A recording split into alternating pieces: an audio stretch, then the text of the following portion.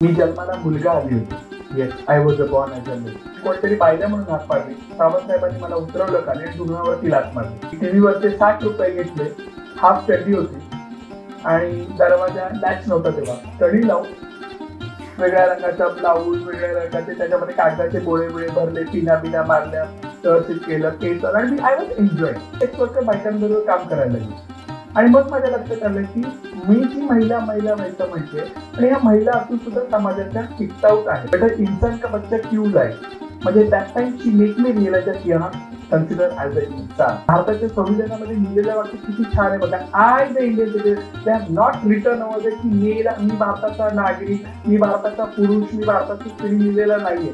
त्या आधाराने आम्हाला आमची लैंगिक ओळख मिळाली ती पट्टी. मी माझे गुरु आम्ही उभं आयुष्य मातृत्वाला आसूस केला आहोत. आमच्यातली महिला सगळं करू शकते, फक्त जन्म नाही.